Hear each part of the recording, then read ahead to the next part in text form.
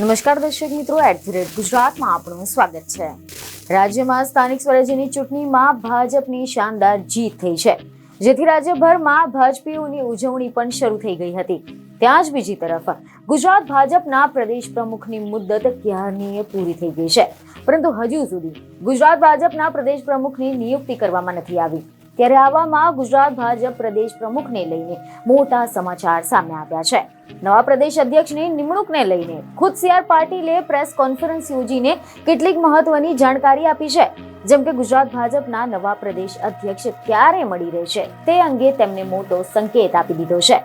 હવે જો આપણે આના વિશે ડિટેલમાં વાત કરીએ તો સમાચાર એવા મળી રહ્યા છે કે સ્થાનિક સ્વરાજ્યની ચૂંટણીમાં ભારતીય જનતા પાર્ટીની શાનદાર જીત બાદ પ્રદેશ અધ્યક્ષ CR પાટીલ દ્વારા પત્રકાર પરિષદ યોજવામાં આવી હતી અને આ પ્રેસ કોન્ફરન્સમાં CR પાટીલે સંકેત આપ્યા કે બીજેપીને નવા પ્રદેશ અધ્યક્ષ ટૂંક સમયમાં જ મળી રહેશે।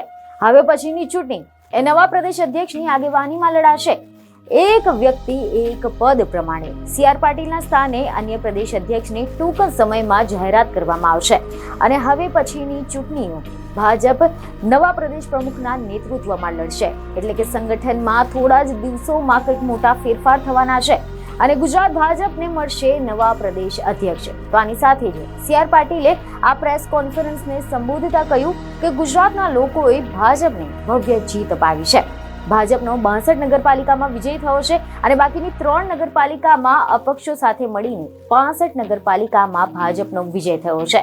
કોંગ્રેસને 7 નગરપાલિકાઓમાં 0 સીટ આવી છે। લોકોનો ભાજપમાં વિશ્વાસ વધ્યો છે। કોંગ્રેસમાંથી જે ધારાસભ્ય ચૂંટણી લડ્યા તે પણ હાર્યા છે। ભાજપનો આ ચૂંટણીમાં સ્ટ્રાઇક રેટ 96% છે। ભાજપનો વિજય થવાની જવાબદારી વધી ગઈ છે। ગુજરાતમાં સરકાર અને સંગઠનને સાથે મળીને આ ભવ્ય વિજય થયો છે।